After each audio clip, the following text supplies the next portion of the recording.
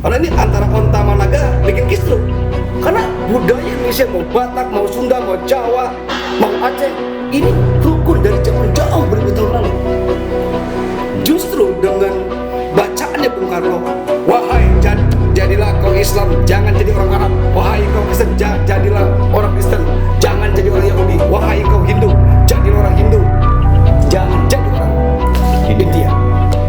Ini menegaskan para pandai kita bahwa akan ada lokalisir bahwasanya Islam itu merupakan budaya Arab. Salah.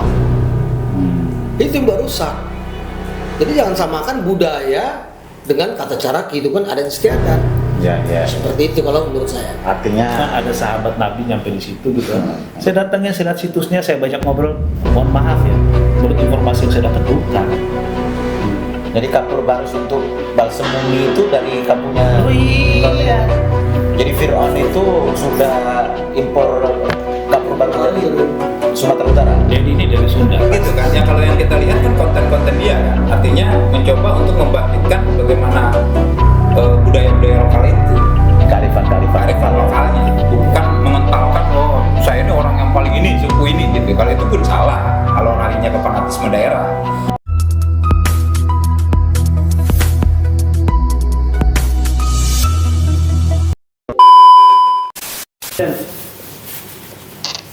Assalamualaikum warahmatullahi wabarakatuh. Waalaikumsalam. Warahmatullahi wabarakatuh. Salam sejahtera untuk kita semua. Jumpa lagi dengan saya Suhawi di acara Bandit Kota News. Berpikir ala bandit. Jangan lupa like, subscribe, dan share. Ikuti terus channel kami. Edisi pada kali ini adalah kita akan membahas masalah tergerusnya budaya masyarakat Indonesia. Dengan apa? Dengan kemajuan teknologi, dengan ketidakpedulian masyarakat terhadap budayanya, pun dengan regulasi-regulasi yang kadang-kadang tidak menguntungkan kepada pengembangan budaya yang berkembang di tengah-tengah masyarakat kita. Indonesia ini sebagai sebuah bangsa dan sebagai sebuah peradaban, seharusnya kita sangat bangga. Sebelum Masehi, kita sudah punya peradaban yang sangat maju.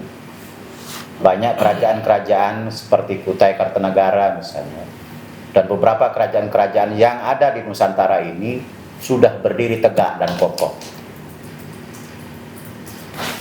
Di abad keempat Masehi,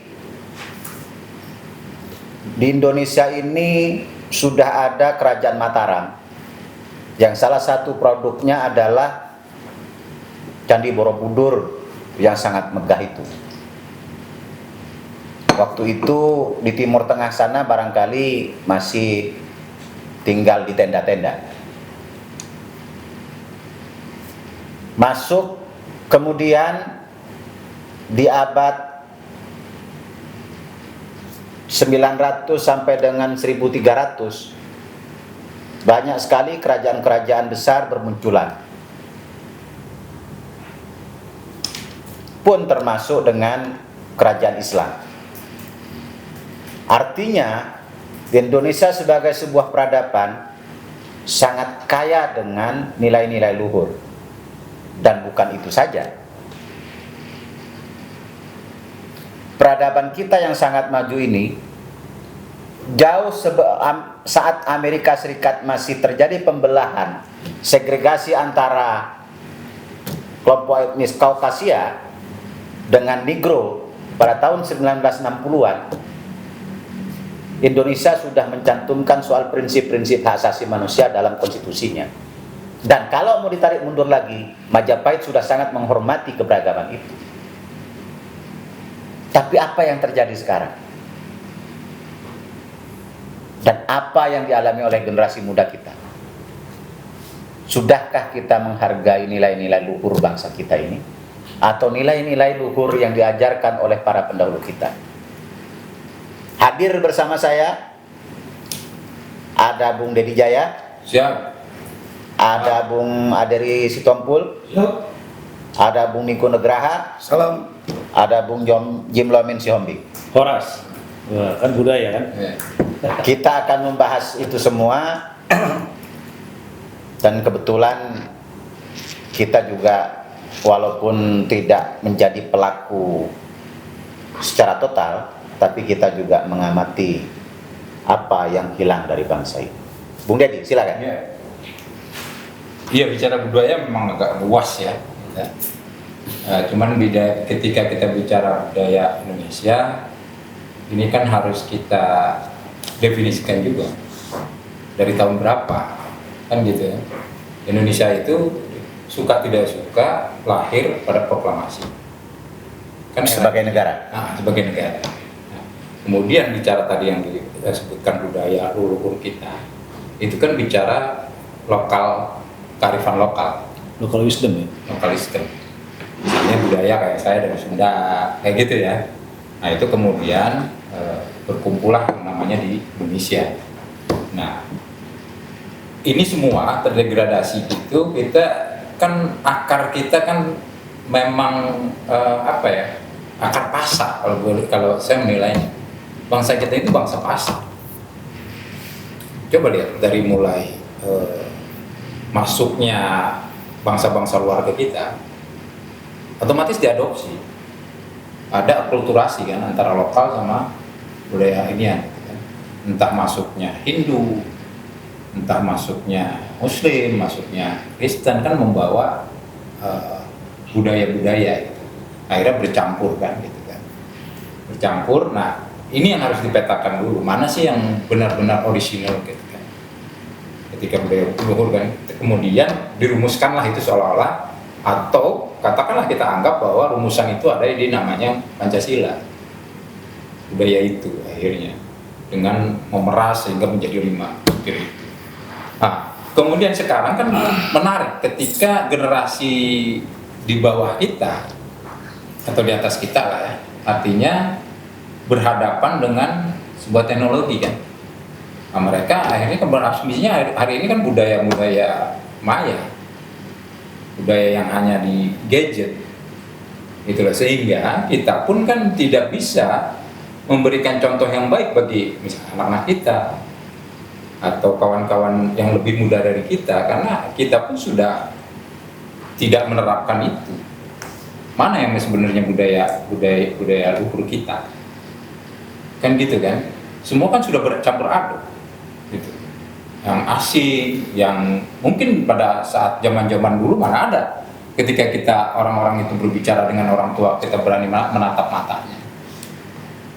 Atau naik intonasi, itu kan? Nah, kita kan bercampur itu, bahwa seolah-olah kebebasan di luar, budaya di luar itu sama bagusnya ketika diterapkan di Indonesia. Nah, hari ini kan kita akan berhadapan dengan anak-anak kita.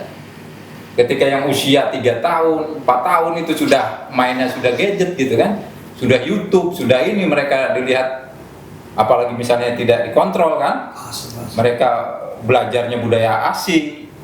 Yang misalnya bicara dengan orang tua sama seperti sebaya. Artinya kalau kita perlihatkan hari ini dengan anak-anak kita itu, mereka tuh hanya ingin dianggap diperlakukan sebagai teman. Cara komunikasinya ini kan sudah apa? Sudah ada lompatan. Dan kalau kita bicara local wisdom kita itu kan nggak kenal, nggak masuk, gitu kan? Nah, yang pertama kan yang harus dilakukan memang harus ada langkah berani, ya kan? Kemudian dari pemerintah itu untuk membatasi apa konten-konten itu. Cuman kan tak ada bicara apa. Kalau Cina kan berani blokir Google, kan gitu kan? Nah, kita berani nggak melakukan itu? Artinya untuk melindungi, memfilter. Minimal kan itu ya. Ini kan udah sangat ini kan gitu. Cuman saya mencoba apa namanya ya? Ada sebuah gerakan, bukan gerakan ya, tren yang lagi muncul, dengan keterpilihan Deddy Mulyadi yang mengusung local wisdom ya. Dengan keterpilihan 60% itu luar biasa. Seorang AHR ya kan 2 periode itu hanya diangkat di bawah 40%. Artinya ada rasa rindu barangkali ya dengan local wisdom itu. Yang ini memang sudah sangat jarang sekali gitu. Apa justru tidak berbahaya itu, Dad? Bagi dalam konteks budaya nasional lah ya. Ketika misalnya semangat lokalitas, semangat kedaerahan itu menguat. Iya kan, semangat yang seperti apa itu? Kalau misalnya dia berdasar pada local wisdom seperti dia menghargai bumi, kan gitu kan? Kemudian bukan mengentalkan fanatisme kedaerahan, bukan itu.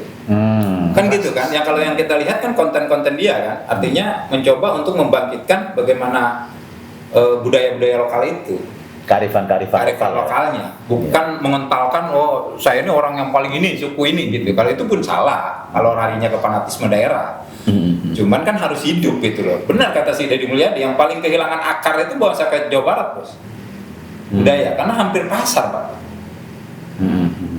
Itulah hampir jarang ditemukan budaya-budaya yang masih orisinil gitu ya. Itu makanya dia bangkitkan, ada kerinduan mungkin di masyarakat Jawa Barat terhadap lokal wisdomnya sendiri. Beda dengan di Jawa Tengah, itu masih terjaga ada. Jim, sebenarnya apa yang hilang dari bangsa ini dengan berbagai kemajuan teknologi, derasnya informasi lah ya. Ini kan ada banyak hal yang sebenarnya orang barangkali bertanya, kok saya merasa ada yang kurang, merasa ada yang hilang, tapi tidak sadar barangkali. Baru sadar misalnya seperti yang dikatakan Deddy tadi, begitu ada sosok Deddy Mulyadi dengan logat kental Sundanya ya kan, yang dia membangkitkan kearifan lokal, kebiasaan lama kayak gitu. Itu apa kira-kira yang hilang? Yang hilang dari kita ini sebenarnya identitas. Identitas kita sebagai sebuah bangsa itu hanya diikat ketika kita bicara mau lepas dari penjajahan. Padahal kebutuhan kita tidak itu. Saya mau kasih contoh begini. Indonesia lahir tahun berapa sih? Lalu dia jadi merdeka, dia jadi sebuah negara baru, kan gitu. Nah sebelumnya apa sih? Negara Islam, kesultanan. Sebelum kesultanan apa sih? Katakan Majapahit dan segala macam. Sebelum itu apa sih? Kan gitu. Nah ini putus nih. Padahal kehidupan dari awal sampai sekarang ini, kalau kita jaga, maka benturan-benturan budaya, benturan kepercayaan itu nggak ada. Contoh begini, salah satu budaya cocok tanam. Kita belajar aja dari Baduy. Apa yang dilakukan oleh Baduy sekarang, setelah saya pelajari ya, itu juga dulu dilakukan di bangsa saya, bangsa Batak. Opung-opung kita dulu, opung saya dulu, ya, saya sempat cari tahu bagaimana mereka bercocok tanam. Kalau zaman sekarang kan butuh yang namanya kimia tuh, pupuk segala macam. Dulu kan nggak ada. Iya. Nah, dulu juga mereka nggak semua berani dengan ular untuk mengusir tikus, kan gitu ya. Mereka pakai apa? Di situ dikatakan wisdom. Mereka memahami betul bagaimana menghadapi mata rantai itu. Contoh gini, untuk supaya ulat tidak makan batang padi. Saya pernah ngomong soal kedaulatan pangan. Dulu leluhur kita, bukan hanya tanah Batak loh, Nusantara. Jadi kan kalau sawah itu kan ada ani-aninya tuh. Nah, mereka tahu tuh kalau batang ini sudah berapa lama pasti menjadi makanan favorit ulat. Supaya ulat tidak masuk, maka di ani-ani itu ditaruh daun. Mau daun pepaya, mau daun singkong, mau daun pisang. Ani-ani ini apa? Ini pematang. Gitu loh. Nah, supaya ulat itu tidak masuk ke situ, dia makan tuh daun. Karena ulat itu sebenarnya tidak menjadi ulat lagi kan, dia akan menjadi kepompong dan menjadi kupu-kupu. Itu leluhur kita udah paham, Bos. Itu satu ya. Lalu yang kedua, bagaimana supaya ulat supaya tikus tidak masuk ke sawah, memakan batang padi yang sudah siap panen. Itu kan favorit tuh. Iya. Tidak semua orang berani pegang ular. Tahu nggak? Itu wanita, ibu-ibu, kan rambutnya panjang-panjang. Kenapa dipelihara panjang? Karena nanti ada fasenya, rambut itu dipotong sama mereka, lalu rambut itu ditaruh di air yang mengairi sawah. Efeknya apa? Batang padi itu tercium bau rambut dan tikus tidak berani masuk. Gitu loh. Luar biasa. Tapi memang sebelum mereka melakukan itu, mereka melakukan doa dulu supaya apa yang mereka lakukan itu diterima oleh alam. Iya. Bahwa kemudian ketika untuk mengusir burung sampai sekarang sama kucruk gitu kan, pakai orang-orangan segala macam. Itulah kesuburan yang dikatakan Ibu Pertiwi. Kan kita nyebut nama Ibu Pertiwi nih. Iya. Apa sih makna Ibu Pertiwi itu? Oh, salah satunya ngolah sawah. Belum lagi yang lain segala macam. Ajaran-ajaran ini kan serta-merta hilang, padahal ini budidaya kita. Nah, makanya saya katakan di Bali itu masih dipertahankan. Apa yang dipertahankan? Lumbung. Kedaulatan pangan itu sudah dari dulu. Lahan yang sehat tidak pernah dirubah menjadi fungsi, nggak pernah. Nah, ini hilang, salah satu bentuk kebudayaan luhur kita yang hilang. Nah, tetapi yang paling fatal tuh begini, menurut saya sampai sekarang ya, tantangannya adalah ketika kita mau menikah, dan kita merasa itu menjadi afdal, menjadi resmi ketika Muslim isab kabul, ketika yang Kristen ada di pemberkatan di gereja, kemudian negara ikut serta pada saat catatan sipil. Nikah adat itu sudah ada. Apa kurang sakralnya? Tapi karena posisinya seolah-olah tidak ada, tapi dilakonin. Kayak saya nih nikah sama istri saya orang Batak, ada nikah adat. Tapi kenapa ini tidak dicatat juga resmi? Begitu juga Jawa dan sebagainya. Ini kan seolah terpinggirkan. Padahal kualitas sakral itu sama, harus dijaga. Ini baru 2 dimensi nih kita kupas. Nah, persoalan kita kenapa kita bicara budaya itu sulit, karena kita butuh yang namanya kejujuran. Gitu loh, bahwa budaya kita itu sudah maju sebelum ajaran lain masuk. Kan begitu kan? Sebelum agama Timur Tengah masuk, ini sudah maju. Nah, tapi kan ketika kita bicara ini, kita nggak susah tuh melepas kejujuran dalam hati kita. Seperti begini, saya mau nantang nih Menteri Kebudayaan, Bung Fadli John, gitu. Kalau wamennya nggak usah ditantang karena nggak tahu apa. Maksudnya? Ya nggak ngerti apa dia. Giring nggak ngerti apa sih. Jadi wamen masa nggak ngerti apa? Yang saya tahu gitu, kan gitu. Nah, beberapa waktu lalu Menteri Kebudayaan ini membuat pameran tuh di Museum Nasional. Sampai saya datang, karena saya senang budaya. Saya datang. Tapi saya sempat datang juga ya. Tapi sayang gitu kan, gedung yang begitu mewah, begitu luar biasa, tapi kok segitu levelnya dengan budaya kita yang panjang gitu loh. Oke, lalu misalnya ada festival atau pamer pusaka dan segala macam, ada yang lebih hebat. Saya kira dengan negara sebagai institusi bisa melibatkan banyak penggiat-penggiat itu satu. Yang kedua, statementnya menarik. Kemarin itu Menteri itu mengatakan membuat dewan apa ya, dewan budaya apa gitu, terus kemudian dewan kebudayaan, terus kemudian memutuskan lagi untuk menggali situs Gunung Padang. Nah, konon mengatakan bahwa gunung ini punya sejarah segala macam. Lalu yang ketiga adalah bahwa presiden kita, Pak Prabowo itu sangat peduli soal-soal kayak begini. Nah, statement ini sebenarnya kalau betul-betul serius, maka urusan asal muasal kita sebagai bangsa besar itu selesai.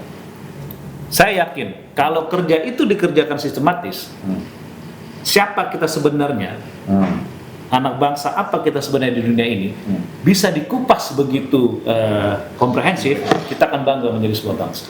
Apa benar menurut Jim Lomé, ya, bahwa Atlantis itu ada di Indonesia? Oh, lebih dari itu, Pak. Oh gitu ya? Atlantis, Lemuria, segala macam itu, kita lebih dari itu.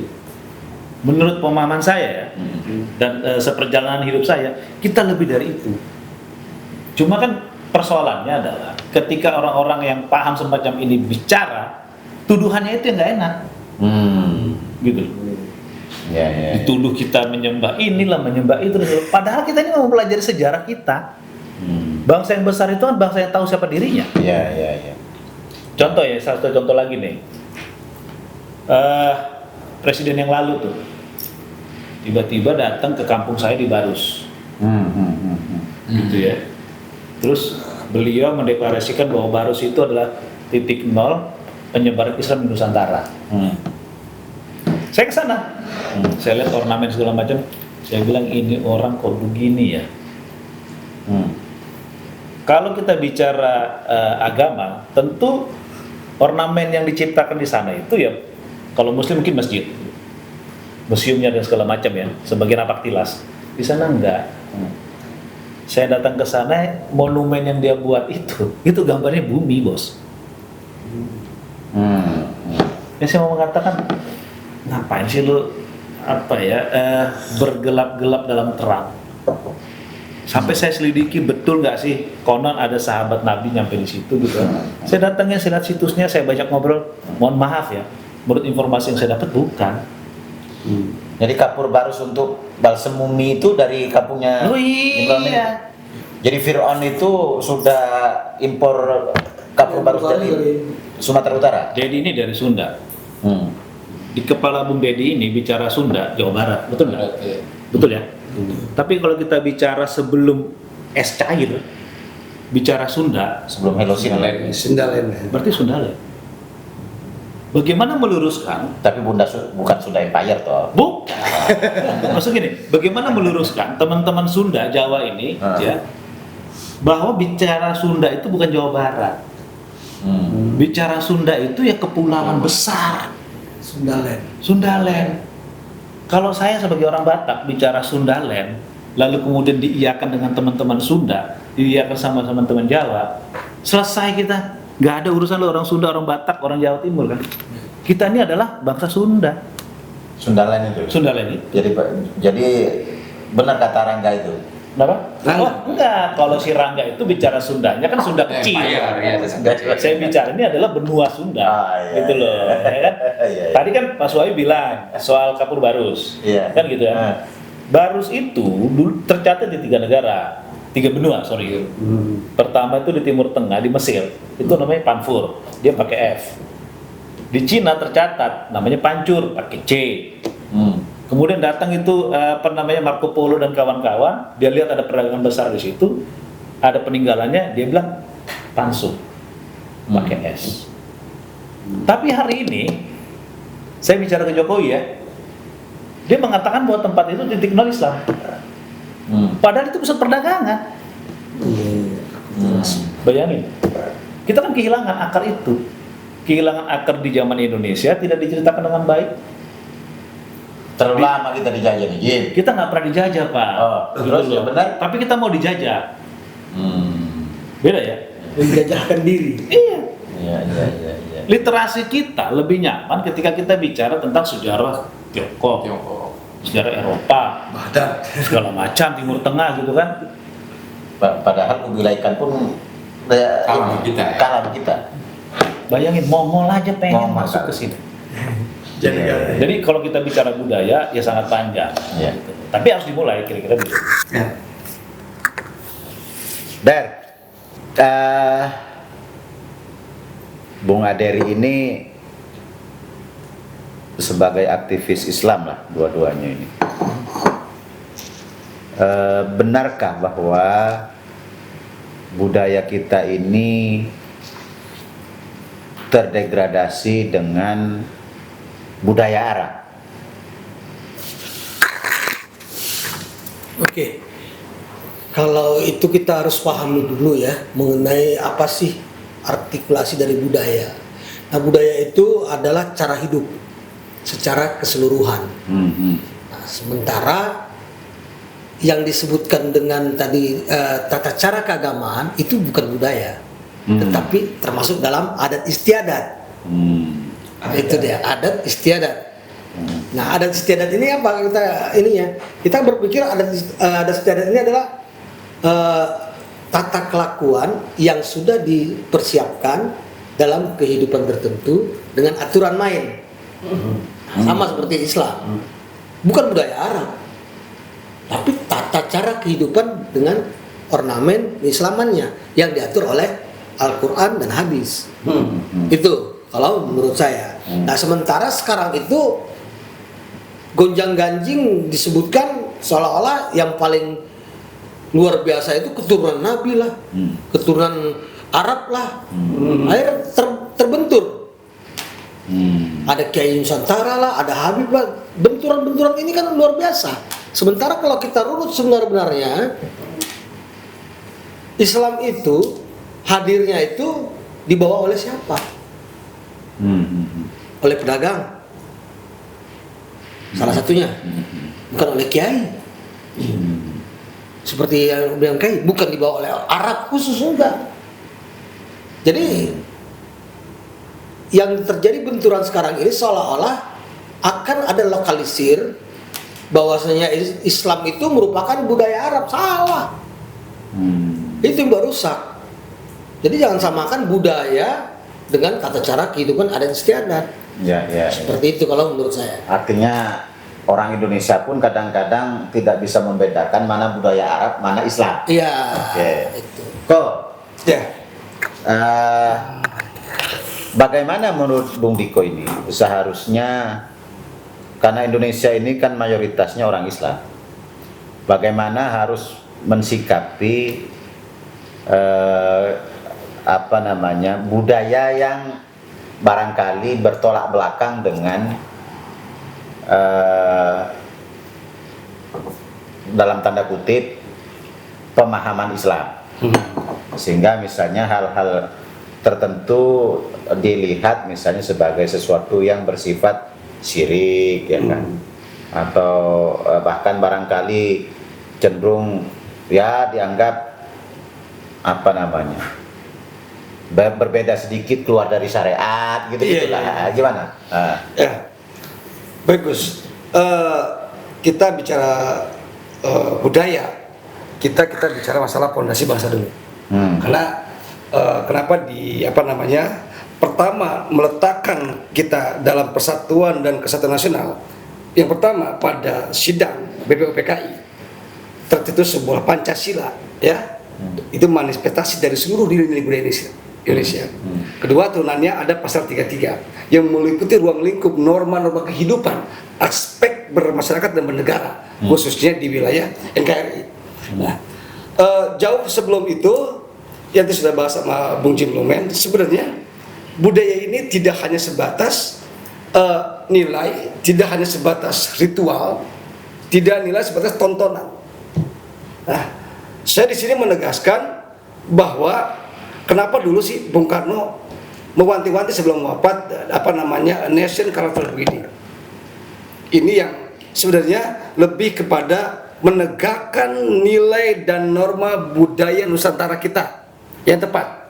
Karena ini sangat menyangkut terhadap aspek kehidupan bermasyarakat dan bernegara.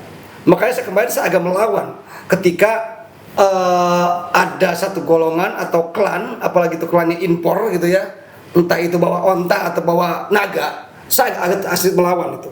Karena ini antara onta sama naga bikin kisruh.